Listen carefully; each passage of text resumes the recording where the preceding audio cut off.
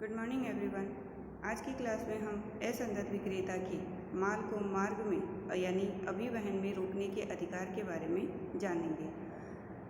अभिवहन है उसका अर्थ है मार्ग, यानी माल को मार्ग में रोकने का अधिकार है वो विक्रेता के पास होता है।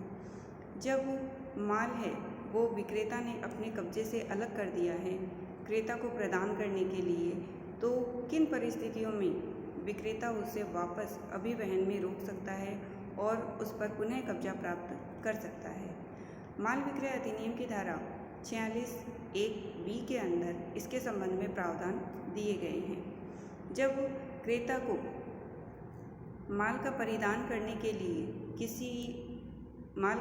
करने के लिए माल है वो वाहक को दिया गया है और क्रेता है जो कि दिवालिया हो गया है, तो वह माल अभिवहन में यानी मार्ग में रोक सकता है और विक्रेता उस पर अपना कब्जा यानी उस माल पर अपना कब्जा है वो पुनः प्राप्त कर सकता है।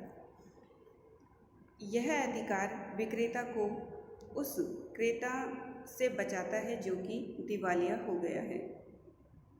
धारा 50 है उसके अंदर कुछ प्रावधान दिए गए हैं, कुछ पॉइंट्स दिए गए हैं जिनके अंदर विक्रेता कब कब अपने माल को मार्ग में रोक सकता है, किन किन परिस्थितियों में रोक सकता है। इसका पहला पॉइंट है जब विक्रेता को माल की कीमत अदा नहीं की गई है, यानी सीधी सी बात है कि जब विक्रेता को उसकी कीमत अदा नहीं की जाती है तो वह अपने माल को पुनः अपने कब्जे में लेने का अधिकार रखता है। दूसरा, जब क्रेता दिवालिया हो जाता है और उसकी जानकारी विक्रेता को प्राप्त हो जाती है। थर्ड पॉइंट आपका है कि जब माल विक्रेता के कब्जे से पृथक कर दिया गया है, यानी जब माल उसके कब्जे से अलग होगा तभी वह उसे पुनः प्राप्त कर सकता है, मार्ग में रोक सकता है। लास्ट आपका पॉइंट आता है कि जब माल है अभिवहन में हो, अर्थात माल है वो क्रेता या उसके अभिकर्ता को उसका कब्जा है वो नहीं सौंपा गया है, तब तक वो उसे रोक सकता है। यदि किसी भी परिस्थिति में माल को क्रेता या उसका एजेंट मार्ग में ही माल को प्राप्त कर लेता है तो अभिवहन का अधिकार है जो विक्रेता का है वो समाप्त हो जाता है। माल है वो अभिवहन में है या नहीं, ये मामले की परिस्थितियों पर निर्भर करता है।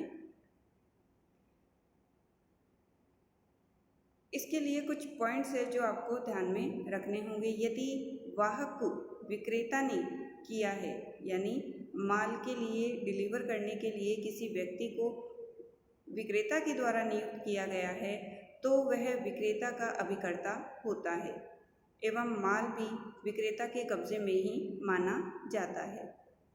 अतः ऐसी स्थिति में वाहक द्वारा माल क्रेता या उसके एजेंट को दिए जाने से पूर्व विक्रेता माल मार्ग में रुकवा सकता है। दूसरा, कि यदि वाहक क्रेता के द्वारा किया गया है, यानी माल का वाहक है वो क्रेता ने किया है, तो किसी भी परिस्थिति में वो अभिवहन में नहीं रोका जा सकता। क्यों? क्योंकि कोई एजेंट है वो किसी अन्य व्यक्ति के द्वारा किया गया है या क्रेता के द्वारा किया गया है, तो वो विक्रेता की बात क्यों सुनेगा। तो ये मान लिया जाएगा कि क्रेता को माल का कब्जा है वो प्राप्त हो गया है। अब हम देखते हैं कि अभिवहन में माल रहने की अवधि है वो कब मानी जाती है।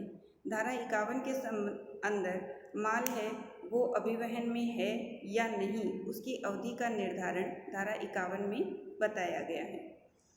इसको कुछ पॉइंट्स के द्वारा बताया गया है जो कि निम्न प्रकार है।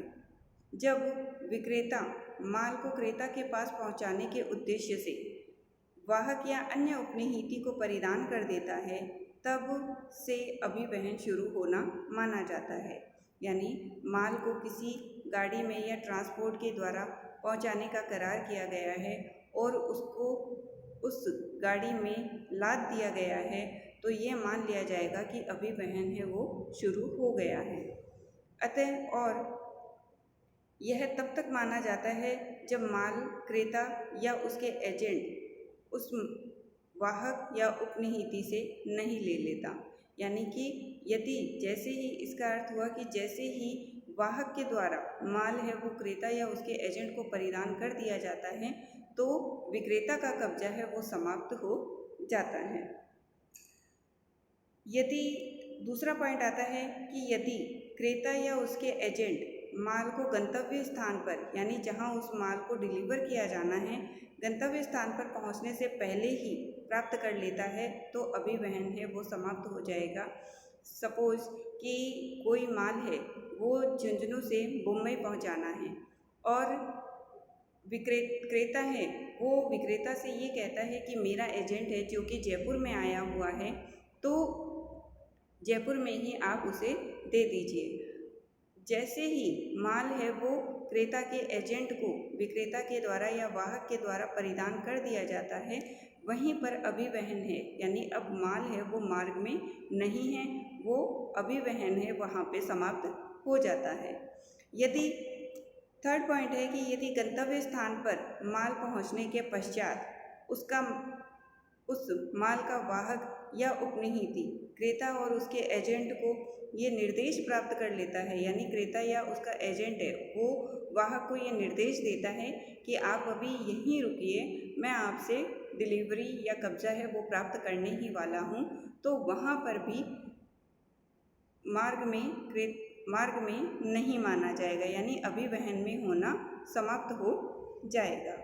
नेक्स्ट पॉइंट आता है कि यदि क्रेता ने माल लेने से मना कर दिया है और माल उस वाहक या उपनिहिति के कब्जे में ही है तो माल अभिवहन में ही माना जाएगा, चाहे विक्रेता ने भी वापस लेने से इनकार कर दिया हो।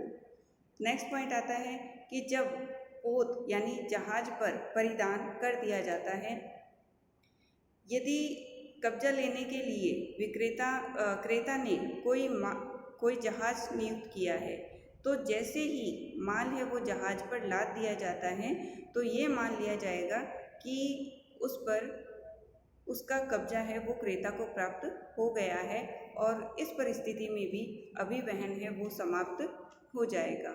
नेक्स्ट पॉइंट आता है कि जब वाहक द्वारा माल देने से अनुचित इनकार करना, यानी जब वाहक है वो किसी रूप से ना चाहते हुए भी उसे मना कर देता है तो भी गंतव्य स्थान पर माना जाएगा। यदि माल गंतव्य स्थान पर पहुंचकर भी वाहक अनुचित रूप से माल क्रेता या उसके अभिकर्ता को देने से इनकार करता है तो अभिवहन है उसका अंत माना जाएगा, वो समाप्त हो जाएगा।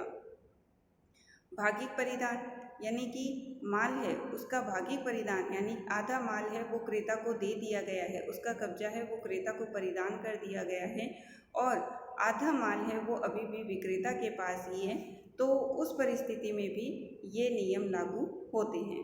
यदि क्रेता और उसके एजेंट को माल का भागिक परिधान कर दिया गया है और शेष माल अभिवहन में रोका जा सकता है। ऐसा परिधान, भागिक परिधान अगर नहीं है तो यह दर्शित होता है कि सारा का सारा माल है वो कब्जा उसे छोड़ना होगा। अभिवहन में माल को रोकने का ढंग, यानी विक्रेता है वो किस प्रकार से अभिवहन में अपने माल को रोक सकता है, उसके क्या क्या तरीके हैं। तो पहला पॉइंट आपका आता है कि माल है वो वास्तविक कब्जा करके, माल पर वास्तविक कब्जा करके, यानी कि माल है वो किसी प्रकार से क्रेता को नहीं दिया गया है तो या तो स्वयं विक्रेता या अपने एजेंट के द्वारा मार्ग में ही कब्जा प्राप्त कर सकता है। तो माल पे क्या हुआ, वास्तविक कब्जा है वो प्राप्त कर लिया गया, किसके द्वारा, विक्रेता के द्वारा। दूसरा कि माल को रोकने की सूचना देकर, पहले तो क्या था कि सूचना है वो देने के लिए व्यक्ति को स्वयं जाना पड़ता था, लेकिन आजकल जो लेटेस्ट टेक्नोलॉजी है, सबके पास मोबाइल है, सब अपने अपने तरीके से सूचना है वो सेकंडों में दे देते हैं। तो सूचना है वो अभिकर्ता को दी जा सकती है, अपने एजेंट को दी जा सकती है, वाहक को दी जा सकती है। तो सूचना देकर भी विक्रेता है वो माल को अपने कब्जे में प्राप्त कर सकता है, लेकिन यह कब होगा, जब वाहक या एजेंट है वो क्रेता का नाम हो। यदि क्रेता का एजेंट है तो वह कब्जा पुनः प्राप्त नहीं कर सकता।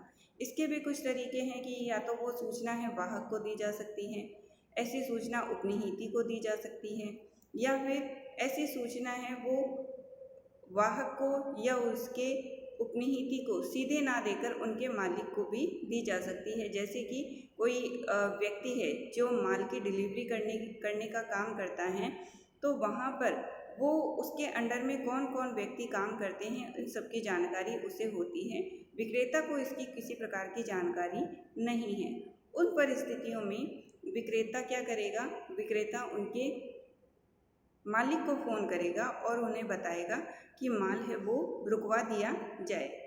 तो इस प्रकार से ये सारे के सारे बिंदु हैं, इन सारी तरीक़ों से विक्रेता है वो पुनः अपने माल पर कब्जा प्राप्त कर सकता है। निम्न तरीक़ों से माल को रुकवा सकता है। एक पॉइंट और कि यदि किसी कारण से सूचना अभिवहन वाहक को या उसके उपनिहिती को प्रदान कर दी गई है, उसके बावजूद भी वो व्यक्ति क्रेता को माल का कब्जा दे देता है, तो उसके लिए इस अधिनियम के अधीन उपनिहिती है वो स्वयं जिम्मेदार होगा, वाहक है वो स्वयं दायी होगा। क्यों? क्योंकि उसे समय रहते ही सूचना है वो प्रदान कर दी गई और सूचना देने के बाद भी वो उस माल का कब्जा है क्रेता को प्रदान करता है। तो यहाँ पर दोषी है वो उपनिहिती और या फिर माल उपनिहिती या वाहक है वो माना जाएगा। उम्मीद करती हूँ आज की क्लास आपको समझ में आई होगी। Thank you.